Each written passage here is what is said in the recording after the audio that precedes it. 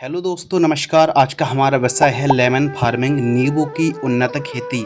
स्वागत है आपका एक और हॉर्टिकल्चर बागवानी पर, जिसमें आपको बतलाएंगे नींबू की उन्नत खेती। नींबू के बाग से आप काफ़ी अच्छी कमाई कर सकते हैं। तो हमारे किसान भाई नींबू की खेती कब और कैसे कर सकते हैं, जलवायु, तापमान, भूमि के साथ साथ उन्नतशील किस्में, पौधे कहाँ से खरीद सकते हैं, बुआई के समय कौन कौन सी खाद दवाइयों का इस्तेमाल करना चाहिए, खाद दवाइयों का संतुलित मात्रा पर इस्तेमाल किस प्रकार करना है, ऑर्गेनिक तरीके से आप नींबू की खेती कैसे कर सकते हैं, कटिंग प्रूनिंग के बारे में बात करेंगे दोस्तों। साथ ही बात करेंगे एरीगेशन, फर्टिगेशन, स्प्रे शेड्यूल, लागत, लाभ, मुनाफा के साथ साथ कितनी दूरी पर पौधरोपण करना चाहिए, पौधे की केयर कैसे करना है, कितनी सिंचाई की आवश्यकता पड़ेगी, और भी जो केयर्स होती हैं, और भी साथ ही दोस्तों जो डिजीज़ आते हैं उनका आप कैसे प्रोटेक्शन कर सकते हैं। संपूर्ण जानकारी इस वीडियो के माध्यम से डिटेल में संपूर्ण जानकारी दोस्तों शेयर करने वाले हैं।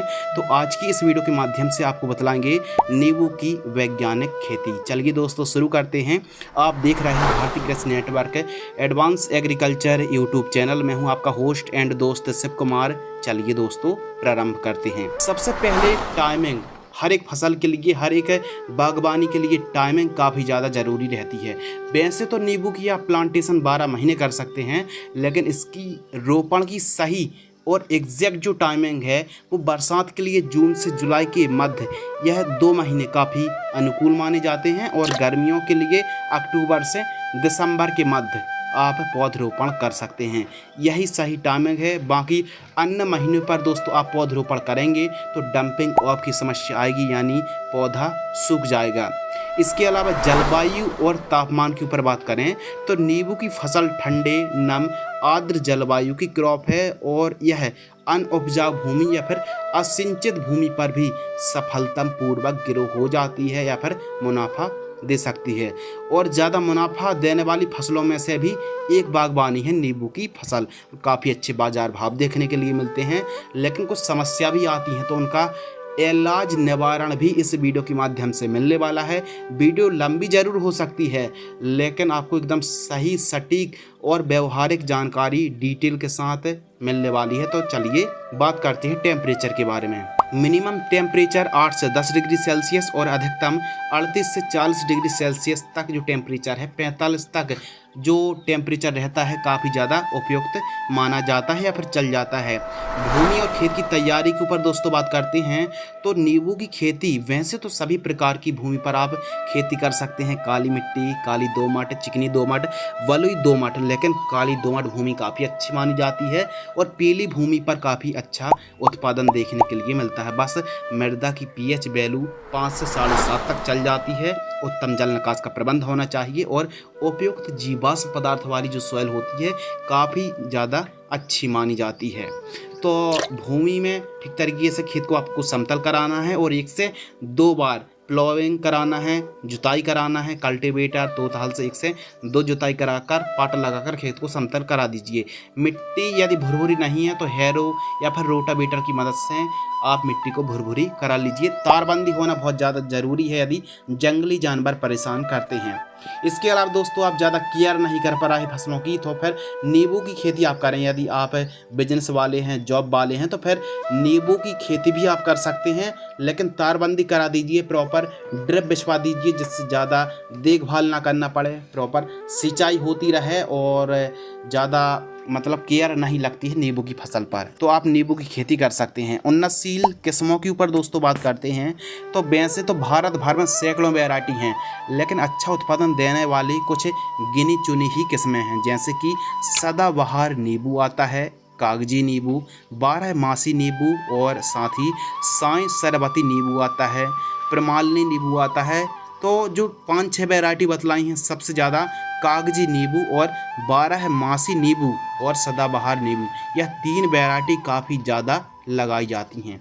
क्या आप भी नींबू की खेती कर रहे हैं, और कर रहे हैं तो कौन सी वैरायटी को लगा रखा है, कमेंट सेक्शन में ज़रूर बताइएगा। बेड तैयार के ऊपर दोस्तों बात करते हैं। जो भी आप बागवानी खेती कर रहे हैं, बेड तैयार करें। और बेड के ऊपर यदि आप पौधरोपण करेंगे तो फिर जड़ों का विकास अच्छा होगा, जल भराव नहीं होगा। तो इसके लिए बेड मेकर या फिर बेड राइजर से आपको बेड तैयार कराना चाहिए। बेड की चौड़ाई आपको 2.5 से 3 फीट रखनी है और बेड से बेड की दूरी 12 से 14 फीट रखनी चाहिए। बेड की ऊंचाई तकरीबन आपको 1 फीट रखनी चाहिए। इस प्रकार बेड मेकर या फिर बेड राइजर से आपको बेड तैयार करानी चाहिए। बेसल डोज के ऊपर दोस्तों बात करते हैं प्राइमरी न्यूट्रिएंट। जब पौधरोपण आप कर रहे हो उस समय इन खादों का आपको इस्तेमाल जरूर करना चाहिए, जैसे गोबर की खाद 5 किलोग्राम, सिंगल सुपर फास्फेट उर्वरक खाद 200 ग्राम, MOP म्यूरेट ऑफ पोटास 150 ग्राम और सरसों की खली 1 किलोग्राम प्रति पौधा आपको रोपण करते समय प्रयोग करना है। और जो रोपण जब आप कर रहे हो इन सभी को मिक्स करना है। और जब भी आप पौधरोपण कर रहे हो और पौधरोपण करने से पहले 2x2 का गड्ढा खोद लीजिए। उसके बाद दोस्तों 30 दिन की तेज़ धूप लगाना बहुत ज़्यादा ज़रूरी है। और जब पौधरोपण आप कर रहे हो तो गड्ढे को आधा मिट्टी से भर दीजिए और जो हमने कॉम्बिनेशन बतलाया, जो खादें बतलाई हैं, इन सभी को मिक्स करके प्रति गड्ढा दे करके सिंचाई करके पौधरोपण करने से काफ़ी बढ़िया तरीके से पौधा बढ़वार लेता है। पौधा एकदम सीधा रहना चाहिए और बांस के एक टुकड़े भी आप गड़ा सकते हैं यदि पौधे की हाइट ज़्यादा है और बांध दीजिए। इससे पौधा लचकता नहीं है, टूटता नहीं और ना ही गिर पाता है और पौधा एकदम सीधा होना चाहिए। और स्टार्टिंग पर जब आप पौधरोपण करते हैं तो सिंचाई पर विशेष ध्यान रखना चाहिए। तो इन खादों को देने से काफ़ी अच्छी बढ़वार देखने के लिए मिलती है।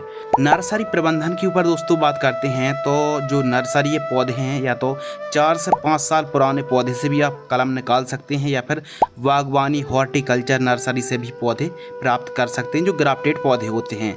प्रति पौधा 25 से 30 रुपये के आसपास का रेट देखने के लिए मिलता है। 25 रुपये के आसपास, 30 रुपये के आसपास प्रति पौधा की कीमत देखने के लिए मिलती है। पौधा आप खरीद लीजिए और आप बीजू पौधे को मत लगाइए, वो काफ़ी लंबे समय पर फल देते हैं। इसलिए आप जो ग्राफ्टेड पौधे होते हैं, नर्सरी से तैयार किए गए पौधे होते हैं, उन्हीं को आपको लगाना चाहिए।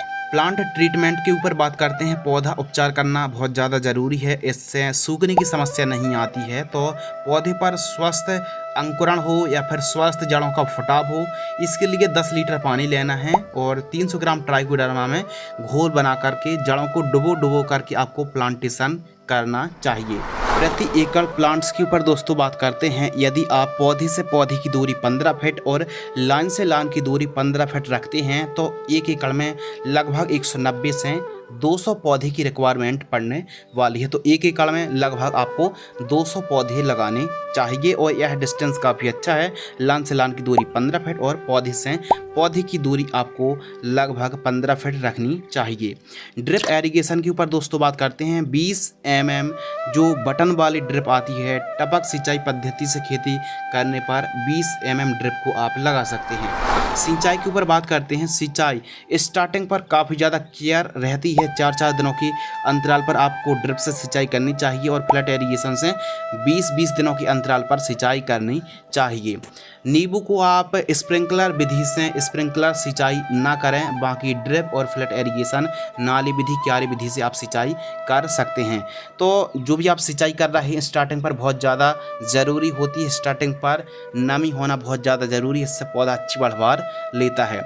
खरपतवार रोकथाम के ऊपर बात करें तो निराई गुड़ाई सबसे बेस्ट है।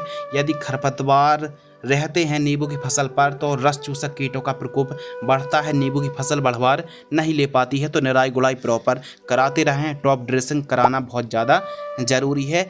जड़ों के पास मिट्टी चढ़ाना बहुत ज़्यादा आवश्यक है। स्प्रे शेड्यूल के ऊपर दोस्तों बात करते हैं। नींबू की फसल पर काफ़ी ज़्यादा इम्पोर्टेंट विषय है स्प्रे शेड्यूल। तो नींबू की फसल पर स्टार्टिंग पर तो आपको स्टिकी ट्रैप, नीला ट्रैप, पीला ट्रैप और जो भी ट्रैप आते हैं, चाहो लाइट ट्रैप के ऊपर बात करें तो इनका आपको इस्तेमाल तो ज़रूर करना चाहिए। बीच बीच में गेंदे की लाइन को भी आप लगा सकते हैं। और जो फर्स्ट स्प्रे 4 से 6 माह के बाद आपको फर्स्ट स्प्रे करना चाहिए। बायर कंपनी की सोलिमन 12 ml 15 लीटर पानी में घोल करके स्प्रे कर सकते हैं। और फसल में फ्लावरिंग फ्रूटिंग स्टेज से पहले जैसे नीम ऑयल है, फिश ऑयल है, है, एकतारा है, इमिडाक्लोप्रिड है, इनको आप प्रति लीटर 1 ml या फिर 1 ग्राम की दर से आप स्प्रे कर सकते हैं। नीम ऑयल 1 लीटर पानी में 2 ml की दर से स्प्रे आप कर सकते हैं। इसके अलावा फ्लावरिंग फ्रूटिंग स्टेज पर बायर कंपनी की प्लानोफेक्स 5 ml, यूपीएल की लांसर गोल्ड 35 ग्राम 15 लीटर पानी में घोल करके स्प्रे करना चाहिए। तो जैसे हम ऑर्गेनिक तरीके से नींबू की खेती कर रहे हैं तो बीच बीच में ट्राइकोडर्मा को चलाइए, गन्ने के गुड़ को चलाइए। इसके अलावा साथ ही जीवामृत है, इनका प्रयोग करना चाहिए। सागरिका दानेदार का इस्तेमाल करना चाहिए। सीवीड एक्सट्रैक्ट है, माइकोराइजा है, तो इनका इस्तेमाल तो आपको करना ही करना चाहिए। बीच बीच में वर्मी कंपोस्ट है, केंचुआ की खाद है, सरसों की खली है, नीम की खली है, गोबर की खाद, इनका प्रयोग आपको ज़रूर करना चाहिए यदि आप ऑर्गेनिक तरीके से खेती कर रहे हैं तो। एवं रासायनिक तरीके से यदि आप खेती कर रहे हैं तो फिर ऐसी कंडीशन पर दोस्तों आपको DAP, urea, SSP, MOP, zinc sulphate, ammonium sulphate, calcium nitrate, boron, इनका इस्तेमाल आपको ज़रूर करना चाहिए। तो दोस्तों बात कर रहे थे स्प्रे शेड्यूल के ऊपर, तो आइए बात करते हैं कीट प्रबंधन की। नींबू की फसल पर कौन कौन सी बीमारी, रोग, डिजीज़ आते हैं। प्रमुख रूप से सेमी लूपर्स इल्ली, लीफ माइनर, सफ़ेद मक्खी, इसके अलावा लीफ स्पॉट, एफिड जैसेड, फल मक्खी, झुलसा, ब्लाइट, फ्रूट क्रैकिंग की समस्या आती है। पीलापन और वाइट ग्रैप समस्या देखने के लिए मिलने लगती हैं और पत्तियाँ मुड़ने लगती हैं, सिकुड़ने लगती हैं। सकिंग पेस्ट का प्रकोप है, वाइट फ्लाई भी आती है, तो बीमारी तो कई हैं। तो फ्रूटिंग स्टेज से 15 दिन पहले सिजेंटा कंपनी की कल्टार को आपको एक काम करना है कि फ्रूटिंग ठीक तरीके से सेट हो। तो फ्रूटिंग स्टेज से 15 दिन पहले सिजेंटा कंपनी की कल्टार 80 ml 200 लीटर पानी में घोल करके, जो 200 लीटर घोल है, इसको आपको 1 एकड़ में सॉइल एप्लीकेशन से चलाना चाहिए। इससे जो फलों की और फूलों की संख्या में वृद्धि होती है, ड्रॉपनेस की समस्या भी नहीं आती है। यह जो दोस्तों हमने कीटों के नाम बतलाए हैं स्टार्टिंग पर, इमिडाक्लोप्रिड है, एसिटाइमिप्रिड है, थार्मोथॉक्सोम है, प्रोफेनोफॉस है, साइपरमेथ्रिन है, इसके अलावा एमामेक्टिन बेंजोएट, इनको आपको बदल बदल कर स्प्रे करते रहना चाहिए। दोस्तों बात करते हैं खाद शेड्यूल, फर्टिगेशन शेड्यूल के ऊपर। तो आपको बीच बीच में जब 5-7 महीने के आसपास का पौधा हो जाए तो 5 किलोग्राम प्रति पौधा जो गोबर की खाद है या फिर वर्मी कंपोस्ट है, जड़ों के पास देकर सिंचाई आपको करनी चाहिए। और साथ ही आपको 1 साल में लगभग 3 से 4 बार इस खाद का कॉम्बिनेशन आप अप्लाई कर सकते हैं। यूरिया 30 किलो, गोबर की खाद लगभग 1 ट्राली और माइक्रो न्यूट्रिएंट 5 किलोग्राम, इनको आपको 1 साल में 3 से 4 बार इस कॉम्बिनेशन का इस्तेमाल करना चाहिए। और बीच बीच में यूरिया, सल्फर का भी आपको प्रयोग करने से बेहतरीन लाभ देखने के लिए मिलता है। लेकिन फ्रूटिंग स्टेज पर होती है जब फसल, तो माइक्रो न्यूट्रिएंट 5 किलोग्राम प्रति आपको 1 एकड़ में जड़ों के पास देकर सिंचाई करने से बेहतरीन लाभ देखने के लिए मिलता है। कटिंग और प्रूनिंग के ऊपर दोस्तों बात करते हैं। पौधा लंबाई में बढ़ने के बजाय फैलाव में, चौड़ाई में बढ़ता है, तो पौधा लगभग 1 से 1.5 साल के आसपास का पौधा हो जाता है। पूर्ण रूप से स्वस्थ पौधे की ही आपको प्रूनिंग, कटिंग करनी चाहिए। तो आपको कटिंग किस प्रकार करना है, तो कटिंग पौधा की जो हाइट है लगभग दोस्तों 1.5 फीट ऊंचाई से आपको कटिंग कर देना चाहिए। जो वाटर शूट्स होती हैं उनकी कटिंग कर देना चाहिए। इससे पौधा ज़्यादा से ज़्यादा टहनियों में, डालियों में और ज़्यादा से ज़्यादा फुटाव लेकर वृद्धि करता है, जिससे ज़्यादा से ज़्यादा फल फूल की संख्या आती है। अब आपने कटिंग कर दी, कटिंग के बाद सिंचाई और एंटीबायोटिक का आपको स्प्रे करना चाहिए, जो कि आप फोटो पर डोज देख रहे हैं। 15 लीटर पानी में 2 ग्राम की दर से आपको स्प्रे करना चाहिए। नींबू की दोस्तों जैसे ही आप कटिंग करते हैं, प्रॉपर आपको सिंचाई पर न्यूट्रिएंट की पूर्ति आपको करनी चाहिए। इससे पौधा ज़्यादा से ज़्यादा फुटाव लेकर वृद्धि करता है। उत्पादन के ऊपर दोस्तों बात करते हैं। यदि हम 15 बाई 15 पर पौधे लगाते हैं, 190-95 पौधे ही लगते हैं और एक पौधे से, पूर्ण विकसित पौधे से 40 से 60 किलोग्राम फल हमको मिलना शुरू हो जाते हैं 4-5 साल से। यदि दोस्तों 50 किलो ही हम फल मान लेते हैं, 180 पौधे मान लेते हैं, तो ये मान लीजिए लगभग 9 टन यानी 90 कुंटल के आसपास पैदावार देखने के लिए मिलती है। लागत के ऊपर दोस्तों बात करते हैं। यदि आप नींबू की खेती करते हैं, नींबू एक बागवानी क्रॉप है और प्रथम साल से लेकर 4 साल के मध्य जो लागत लगने वाली है 50,000 रुपये से लेके लगभग दोस्तों 80,000 रुपये के आसपास लागत लगने वाली है। बाकी हर साल जब हमारी फसल तैयार हो जाएगी, हार्वेस्टिंग मिलना शुरू हो जाएगी, तो 8-10 हज़ार रुपये हमारी लागत लगने वाली है। मुनाफा के ऊपर दोस्तों बात करते हैं। यदि 30 रुपये केजी का रेट मिलता है, यानी 3000 रुपये कुंटल, और 1 एकड़ में पैदावार होती है 90 कुंटल। अब जैसे जैसा पौधा विकास करता जाएगा उस हिसाब से दोस्तों हमारी जो उत्पादन है, प्रोडक्शन है प्रति एकड़, वो बढ़ने वाला है। 4 साल में 90 कुंटल के आसपास पैदावार होती है, तो 3000 और 90 का इंटू कर देंगे तो 2,70,000 रुपये के आसपास दोस्तों हमारा मुनाफा आ गया। और हम लागत घटा देंगे 70,000, तो 2 लाख रुपये के आसपास नेट प्रॉफिट आ गया। लेकिन हर साल 70,000 रुपये लागत नहीं लगेगी और हर साल लगभग 90 कुंटल से ज़्यादा ही पैदावार होने वाली, इस बात का ख्याल रखिए। आमदनी तभी अच्छी होगी जब पैदावार अच्छी होगी, बाजार भाव अच्छे मिलेंगे। तो ये मान लीजिए आगे 4 साल 5 साल बाद जब लागत कम लगेगी, उत्पादन बढ़ेगा, आमदनी अच्छी होगी, तो ये मान लीजिए 1 एकड़ से नींबू की फसल से 5 लाख रुपए से लेके दोस्तों आप 6 लाख रुपए 1 एकड़ से कमाई कर सकते हैं। आज की इस वीडियो के माध्यम से दोस्तों हमने आपको नींबू की संपूर्ण जानकारी शेयर की। यदि आपको यह वीडियो पसंद आती है, वीडियो को लाइक करें, और वीडियो से संबंधित कोई भी आपके मन में सवाल हैं या फिर डाउट्स हैं तो कमेंट सेक्शन में लिख के भेज सकते हैं।